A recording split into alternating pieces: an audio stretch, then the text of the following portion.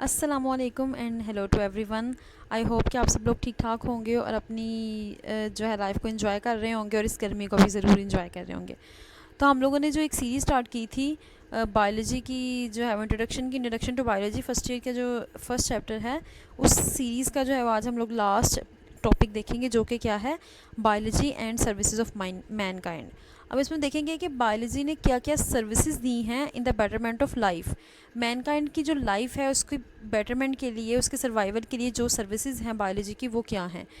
तो इसमें तीन जो है वो बेसिक डिपार्टमेंट्स आते हैं, जैसे बायोलॉजिकल कंट्रोल है, डिजीज़ कंट्रोल है, protection and conservation of environment. Biological control like कि बायोलॉजी ने किस तरीके से कंट्रोल किया हुआ है लाइफ को, या किस तरीके से उसने हेल्प आउट किया है कि एक अच्छी लाइफ जो है वो गुजार सके। अब जैसे जैसे हर इरा में एक मखसूस टाइम स्पैन में क्या होता है कि डिफरेंट चीज़ें जो है वो फेस करनी पड़ती हैं, एनिमल्स को, प्लांट्स को, ह्यूमंस को। ठीक है, डिफरेंट प्रॉब्लम्स फेस करनी पड़ती हैं, डिफरेंट डिजीज़ अटैक हो जाते हैं, या डिफरेंट पोल्यूशन का मसला आ जाता है। तो इन सारी चीज़ों को हेल्प आउट करती है बायोलॉजी बहुत ज़्यादा। तो फूड और हेल्थ का जो डिपार्टमेंट है ये बहुत इंपॉर्टेंट है, इसमें बहुत ज़्यादा सर्विसेज हैं बायोलॉजी की। जो बायोलॉजिकल एडवांसेस हैं field of food and health, उन्होंने बहुत ज़्यादा जो हमारे लिविंग का जो स्टैंडर्ड है वो हाई कर दिया है। ठीक है, फूड और हेल्थ यही मेन चीज़ें हैं। अगर हमारी हेल्थ अच्छी होगी तो ही हमारा सर्वाइवल भी अच्छा होगा।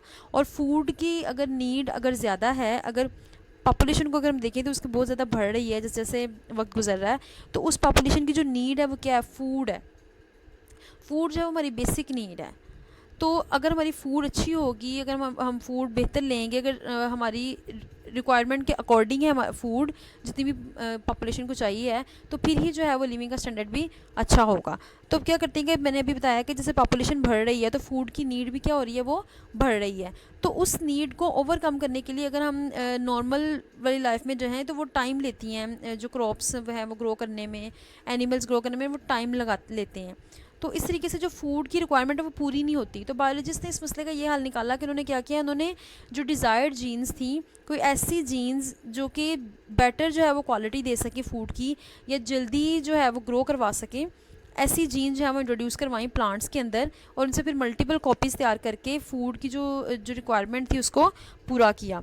तो ये जो टेक्निक्स है, जिनको जो जेनेटिक इंजीनियरिंग की टेक्निक्स हैं, इनको यूज़ करके हम अपनी पसंद का जीन, जो हमारा डिज़ायर्ड जीन है, वो किसी भी प्लांट में इंट्रोड्यूस करवा कर अपनी जो भी हमारे डिज़ायर्ड कैरेक्टरिस्टिक्स हैं उसके अकॉर्डिंग जो है वो प्रोड्यूस कर सकते हैं। जैसे new better varieties of wheat, rice, corn, chicken, cow and sheep. अब इस तरीके से जो पोल्ट्री ब्रीडर्स हैं, जो एनिमल ब्रीडर्स हैं, उन्होंने भी जो है वो जो चिकन है, वाइट चिकन जो है, उसके ब्रॉयलर जो हैं वो, उनके अंदर ऐसी जीन्स इंट्रोड्यूस करवाई हैं जो कि वो चिकन को ग्रो करने में जल्दी वो ग्रो हो जाती हैं। तो इस तरीके से प्लांट्स और एनिमल ब्रीडिंग जो हैं वो फूड के डिपार्टमेंट में हेल्प आउट कर रहे हैं थ्रू बायोलॉजिकल टेक्निक्स। इसी में एक चीज़ है क्लोनिंग। अब क्लोनिंग में क्या होता है कि जेनेटिकली जो आइडेंटिकल कॉपीज़ होती हैं किसी भी प्लांट्स की, वो प्रोड्यूस करवाई जाती है थ्रू सेक्शुअल रिप्रोडक्शन। ठीक है, लाइक टिशू कल्चर टेक्निक है। अब उसमें क्या करते हैं कि एक टिशू को जो है वो कल्चर करते हैं किसी भी प्लांट का। फॉर एग्जांपल हमने एक टिशू लिया है, उसके लेबोरेटरी के अंदर हम उसको स्पेसिफिक न्यूट्रिएंट्स देते हैं, उससे फिर वो एक नया जो है वो, जब उसकी एम्ब्रियो निकल आते हैं, जब वो थोड़ा सा ग्रो करता है, तो फिर ये होती है टिशू कल्चर टेक्निक। इसमें क्या कहते हैं कि एक टिशू से हम पूरा प्लांट कल्चर करवा लेते हैं, फिर वो जब थोड़ा सा ग्रो हो जाता है तो फिर हम उसको फील्ड में लगा देते हैं। तो उससे जो है वो डिफरेंट जो सिमिलर जो कॉपीज़ हैं, multiple copies of genetically identical organism की हम प्रोड्यूस कर सकते हैं। तो ये तो हमने देख लिया बायोलॉजिकल कंट्रोल में प्लांट प्रोडक्शन और एनिमल ब्रीडिंग के किस तरीके से प्लांट को प्रोड्यूस करवाया जाता है फॉर बेटर जो है वो उसकी यील्ड के, बेटर क्वालिटी के। और इसी तरीके से एनिमल ब्रीडिंग में भी एनिमल ब्रीडर्स जो हैं वो भी इस पर वर्कआउट कर रहे हैं ताकि अच्छी जो है वो किस्म का मीट, और जो जल्दी प्रोड्यूस हो जाए मीट, उसको प्रोड्यूस किया जा सके। उसके बाद आता है कि हाइड्रोपोनिक कल्चर टेक्निक क्या है। अब क्या होता है कि सॉइल जो है वो एक कॉम्प्लेक्स मीडियम है। तो ये इम्पॉसिबल है कि हम सोइल पे जो है वो न्यूट्रिएंट रिक्वायरमेंट को चेक करने के लिए एक्सपेरिमेंट करें। तो इसके लिए जो है वो इसको सोल्व करने के लिए एक टेक्निक यूज़ की जाती है जिसको कहते हैं हाइड्रोपोनिक कल्चर टेक्निक। अब इसमें क्या होता है, ये टेक्निक क्यों यूज़ की जाती है, ये चेक करने के लिए यूज़ की जाती है कि आया एक सर्टन जो न्यूट्रिएंट है वो प्लांट के लिए एसेंशियल है या नहीं। फॉर एग्जांपल अगर हम पोटाशियम की बायोपेस्टिसाइड जो है वेरी इंपॉर्टेंट टॉपिक। इसमें हम देखते हैं कि जैसे जैसे जो डिफरेंट ऑर्गेनिजम्स हैं, माइक्रो ऑर्गेनिजम्स हैं, डिफरेंट इंसेक्ट्स हैं, पेस्ट हैं, वो क्या करते हैं, वो डिस्ट्रॉय करते हैं प्लांट्स की डिफरेंट वेराइटीज़ को। ठीक है, तो अब इसमें क्या होता है कि डिफरेंट पेस्टिसाइड केमिकल जो है वो ट्रेडिशनली यूज़ करवाए जाते थे, जो कि स्प्रे किया जाता था प्लांट्स के लिए, प्लांट्स में, ताकि उनको बैक्टीरिया या इस तरह के ऑर्गेनिज्म से प्रोटेक्ट किया जा सकते हैं। अब ये वाली जो टेक्निक्स हैं ये तब तक ही असर अंदाज होती हैं जब तक कि जो वो बैक्टीरिया है वो रेजिस्टेंस ना कि अपने अंदर डेवलप कर ले उन केमिकल्स के ख़िलाफ़। अब होता क्या है कि अब देखिए बैक्टीरिया को स्टार्टिंग में क्या होता है कि एक हमने पेस्टिसाइड यूज़ किया है या हमने एक इंसेक्टिसाइड यूज़ किया है, तब होता है क्या है कि वो इंसेक्ट जो है वो डिस्ट्रॉय हो जाता है। लेकिन आहिस्ता आहिस्ता वो इंसेक्ट, वो बैक्टीरिया, वो भी अपने अंदर रेजिस्टेंस डेवलप करना शुरू कर देते हैं उस एंटीबायोटिक, उस केमिकल के ख़िलाफ़। तो फिर इस यहाँ आके जो है वो मसला आता है। इसके अलावा जब हम केमिकल्स यूज़ करते हैं तो उससे फिर क्या होता है कि वो ह्यूमन बींग्स के लिए वो इतने सेफ़ नहीं है, उससे इन्वायरमेंटल पोल्यूशन जो है वो बहुत ज़्यादा बढ़ती है। तो इसके हल के लिए जो है वो एक बायोलॉजिकल कंट्रोल का मेथड यूज़ किया जाता है। इसमें क्या होता है कि biological control by some living organisms, तो उसमें डिफरेंट ऑर्गेनिजम्स को यूज़ करके जो है वो इन चीज़ों पर काबू पाया जा सकता है। जैसे एक एग्जांपल है कि एक एफिड है जो कि वॉलनट का जो ट्री है उसको अटैक करता है। अब उस एफिड को कैसे कंट्रोल किया जाता है, उसको एक वास्प के ज़रिए कंट्रोल किया जाता है, जो कि क्या करती है, उस एफिड को पैरासिटाइज कर देती है उस एफिड को। इवन जो कुछ बैक्टीरिया हैं वो बायोपेस्टिसाइड के तौर पर कंट्रोल हो रहे हैं। इसमें एक टर्म यूज़ होती है इंटीग्रेटेड डिजीज़ मैनेजमेंट। अब ये इंटीग्रेटेड डिजीज़ मैनेजमेंट क्या है कि इसमें क्या होता है कि किसी भी पर्टिकुलर डिज़ीज़ की या जितनी भी प्लांट्स की कॉमन डिज़ीज़ है उसको हम कंट्रोल करते हैं, उनका जो इफ़ेक्टिव कंट्रोल है उसको कैसे अचीव किया जाता है, उसमें हम डिफरेंट जो डिज़ीज़ कंट्रोल के मेथड्स हैं उसको यूज़ करते हैं। ठीक है, डिफरेंट डिज़ीज़ कंट्रोल के मेथड को यूज़ करके जो प्लांट के डिज़ास्टर डिज़ीज़ हैं उनको कंट्रोल किया जाता है, और इस पूरे मेथड को हम कहते हैं इंटीग्रेटेड डिज़ीज़ मैनेजमेंट। उसके बाद डिज़ीज़ कंट्रोल की अगर हम बात करें तो डिज़ीज़ कंट्रोल में क्या आता है कि जो डिजीज़ आउटब्रेक्स आती हैं डिफरेंट इराज में, तो उसमें जो है वो क्या है कि 3 मेथड्स होते हैं। फर्स्ट वाला है प्रिवेंटिव मेजर्स, नेक्स्ट है वैक्सीनेशन या इम्यूनाइजेशन, और थर्ड है ड्रग ट्रीटमेंट या जीन थेरेपी। अब पहला जो स्टेप है वो क्या है, प्रिवेंटिव मेजर। जैसे अब हम लोग जो है वो पिछले 2 साल ऑलमोस्ट हो गए हैं, हम कोरोना से जो है उसको फेस कर रहे हैं। तो उसमें भी सबसे पहली चीज़ हमने क्या की, जब ये डिज़ीज़ आई तो सबसे पहले हमने क्या किया, प्रिवेंटिव मेजर्स लेने हैं, सोसाइटी को अवेयर करना है और प्रिवेंटिव मेजर्स लेने हैं। जैसे आपने अक्सर सुना होगा कि परहेज़ इलाज से बेहतर है। तो कोविड की भी अब तो वैक्सीन बन गई है, लेकिन जब स्टार्टिंग में कोविड का आउटब्रेक आया तो सबसे पहली चीज़ें यही थी कि हमने इसमें प्रिवेंट करना है, हमने इसको सर्वाइव इसी तरीके से हमने करना है कि प्रिवेंटिव मेजर्स लेने हैं। तो कोई भी डिज़ीज़ जब आती है, जब वो उसका आउटब्रेक आता है, तो सबसे पहले जो स्टेप लिया जाता है वो होता है प्रिवेंटिव मेजर्स। हमने ऐसे इकदाम करने हैं जिनसे उससे बचा जा सके।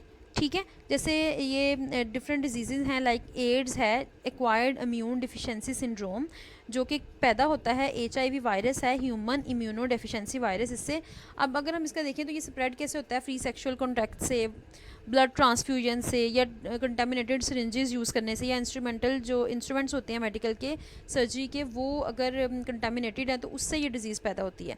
तो हम इस डिज़ीज़ के कैसे ओवरकम कर सकते हैं, इससे हम जब अगर हम कोई सर्जरी करवा रहे हैं या हम कोई मेडिकल इंस्ट्रूमेंट यूज़ कर रहे हैं, सर्जिकल इंस्ट्रूमेंट यूज़ कर रहे हैं, तो हमने इसको क्या करना है, हमने मेक श्योर करना है कि वो बिल्कुल क्लीन हो, बिल्कुल न्यू हो, पहले से यूज़ किया हुआ हमने यूज़ नहीं करना है। इस तरीके से जो रेज़र होते हैं, जो ब्लेड्स होते हैं, उनको भी हमने बिल्कुल न्यू वाला यूज़ करना है, पहले से यूज़ किया हुआ नहीं करना। तो ये इसके प्रिवेंटिव मेजर हैं।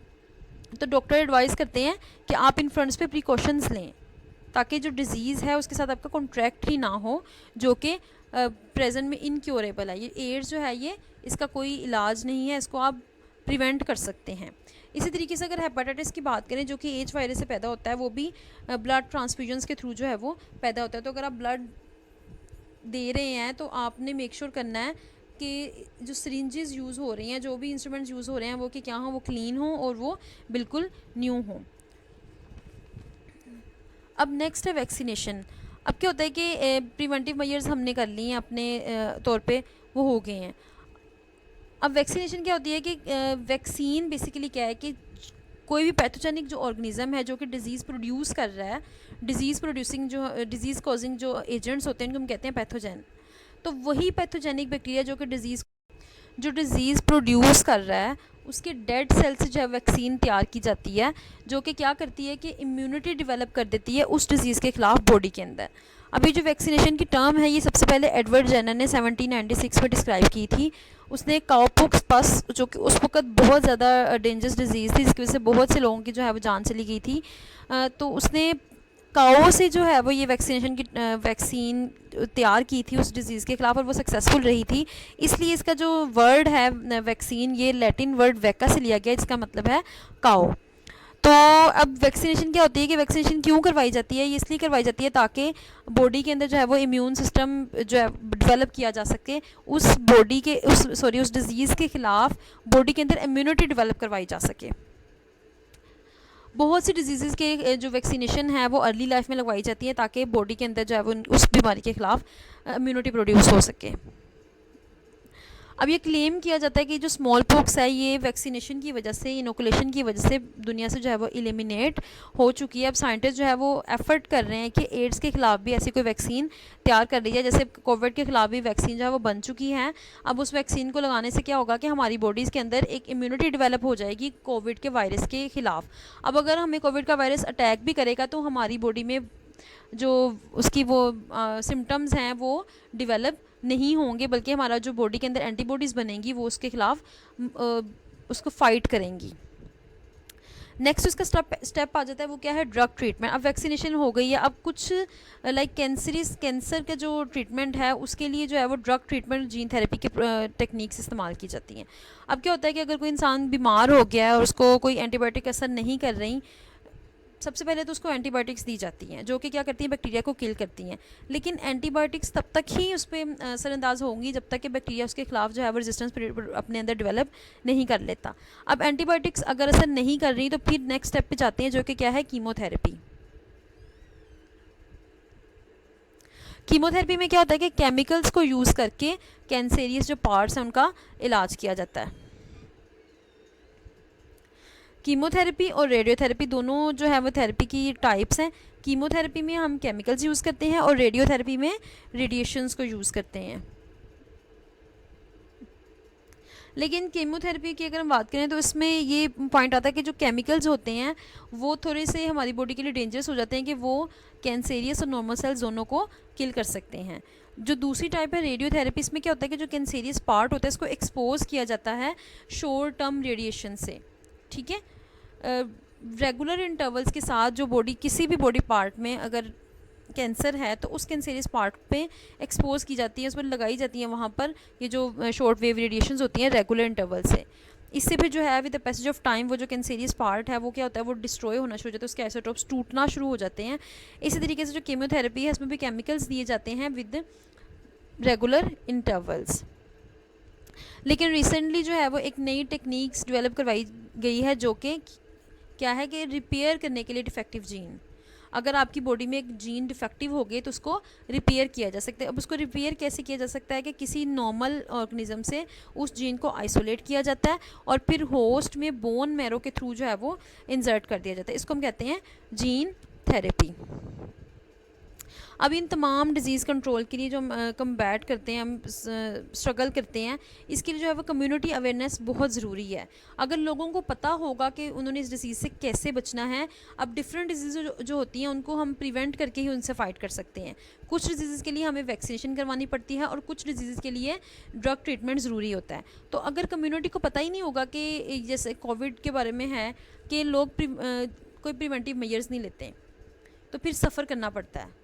ठीक है, तो जितना ज़्यादा हम इसको हमारी अवेयरनेस होगी, हमें पता होगा चीज़ों के बारे में, उतनी ज़्यादा हम बच सकते हैं, हमारा सर्वाइवल बेहतर हो सकता है। तो ये जो एक पूरा मेथड है जिसके अंदर तमाम मेथड यूटिलाइज़ किए जाते हैं डिज़ीज़ कंट्रोल के लिए और इंश्योर किया जाता है कि कम्युनिटी भी पार्टिसिपेट करे, इसको हम कहते हैं इंटीग्रेटेड डिज़ीज़ मैनेजमेंट। तो इंटीग्रेटेड डिज़ीज़ मैनेजमेंट को करने के लिए जो कम्युनिटी की अवेयरनेस है बहुत ज़्यादा होती है। ये बहुत इफेक्टिव प्रोग्राम होता है जिसके ज़रिए से एलिमिनेट हम कर सकते हैं या कंट्रोल कर सकते हैं कोई भी डेंजरस जो डिसीज़ है उसको ह्यूमन सोसाइटी से।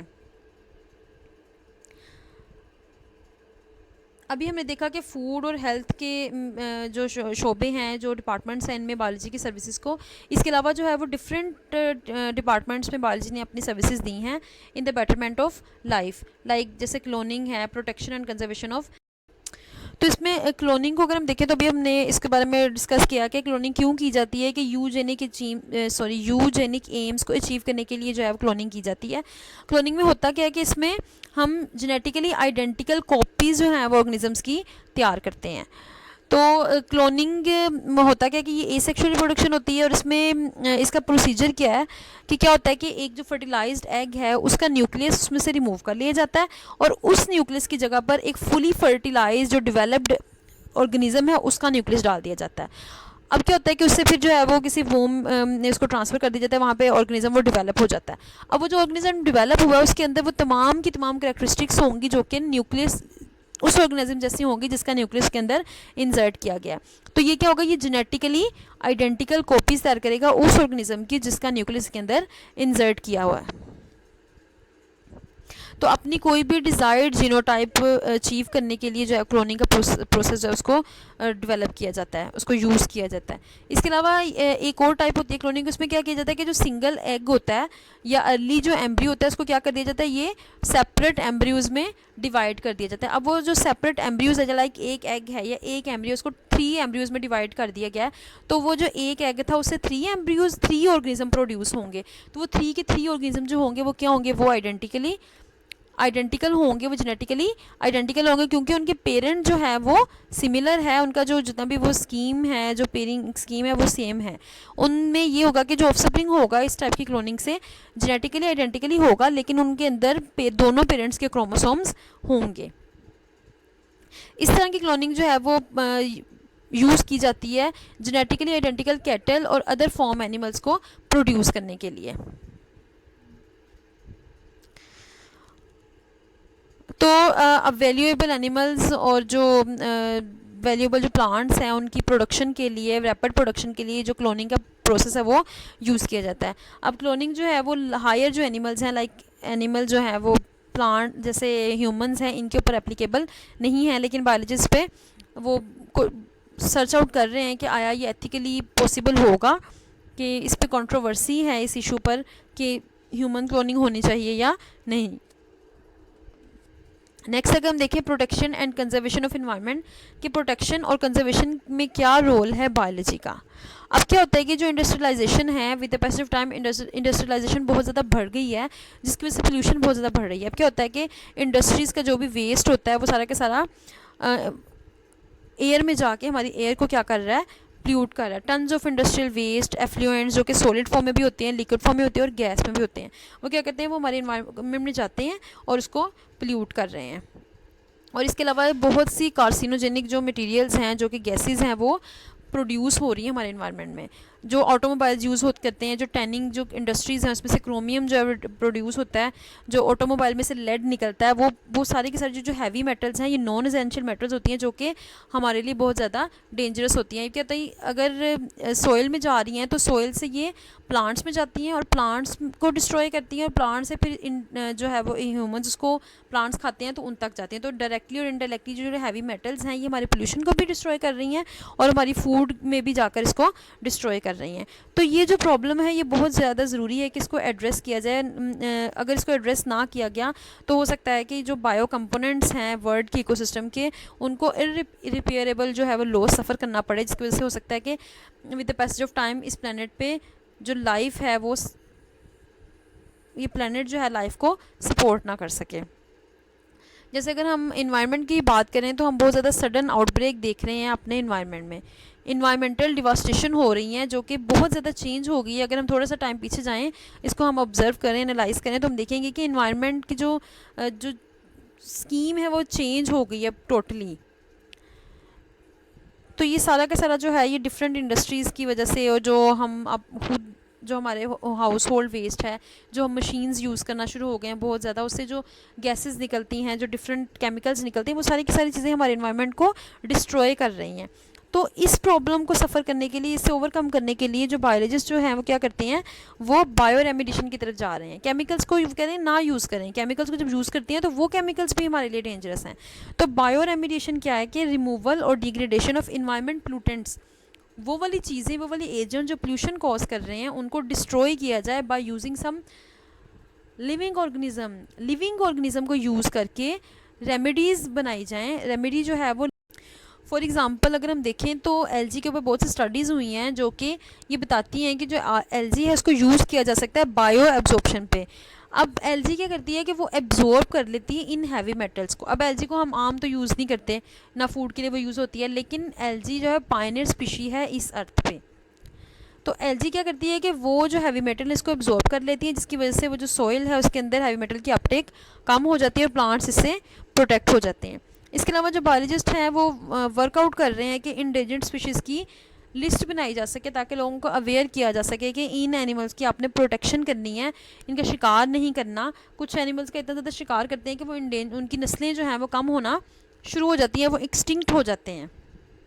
तो जब कोई भी एक ऑर्गेनिज्म एक्सटिंक्ट होता है, चाहे वो प्लांट्स हो चाहे वो एनिमल हो, तो उसका जो आउटब्रेक है, उसका जो सफरिंग है, वो सारी की सारी कम्युनिटी को करनी पड़ती है। तो इस वजह से ये जो चीज़ें हैं, ये जो प्रॉब्लम्स हैं, इनको एड्रेस करना बहुत ज़्यादा ज़रूरी है। अब अगर इन्वायरमेंटल पोल्यूशन की पाकिस्तान में बात करें तो ये एक नेशनल प्रॉब्लम बन गया है। हमारे जो रिवर्स हैं, कैनाल्स हैं, वो हाईली पोल्यूटेड। हम क्या करते हैं, हम रिवर पे जाते हैं, कैनाल पे जाते हैं, हम सारे के सारा गंद फेंक के वहीं आ जाते हैं। तो उसकी वजह से वो सारी की सारी चीज़ें जब वो पानी के अंदर जाती हैं तो वो पानी को पोल्यूट करती हैं। जब पानी पोल्यूट होता है तो वहाँ पे जो उसकी एक्वेटिक लाइफ है वो भी डिस्ट्रॉय होती है, और इस एक्वेटिक लाइफ को जब डायरेक्टली और इनडायरेक्टली ह्यूमन जब यूटिलाइज़ करते हैं तो वो भी फिर से उसको सफ़र करते हैं। इसके अलावा जो इंडस्ट्रियल वेस्ट और जो मिक्सिंग सिटी का सीवेज होता है वो मिक्स होके हमारी जो रिवर और कनाल को वो पोल्यूट कर रहा है। इसी वजह से जो फ़िश की पॉपुलेशन है वो बहुत ज़्यादा एडवर्सली इफ़ेक्ट हो रही हैं पाकिस्तान के अंदर। तो इसके लिए जो है वो प्रिवेंटिव मेजर लेना बहुत ज़रूरी है। इन सिटीज़ के अंदर जो है वो जो ऑटोमोबाइल्स हैं वो लेड बहुत ज़्यादा प्रोड्यूस कर रही हैं, तो ऐसे पेट्रोल की ज़रूरत है जो कि लेड फ्री हो, ताकि अपने इन्वायरमेंट को लेड और डिफरेंट हैवी मेटल से प्रोटेक्ट किया जा सके। तो ये एक ओवरव्यू था, इसमें हमने देखा कि बायोलॉजी ने किस तरीके से मैनकाइंड की सर्विसेज दी हैं, इनकी बेटरमेंट, उनकी लाइफ की बेटरमेंट में उनका क्या रोल है। आई होप कि आपको इसकी थोड़ी बहुत अंडरस्टैंडिंग होगी और कुछ आप लोग भी इसको सर्च आउट करें कि किस तरीके से बायोलॉजी हमें हेल्प आउट कर रही है हमारी लाइफ को बेटर करने में। Thank you so much and please subscribe to my channel. एंड पूरा वीडियो जब तक नहीं देखेंगे तो आपको कोई भी टॉपिक समझ नहीं आएगा। Thank you.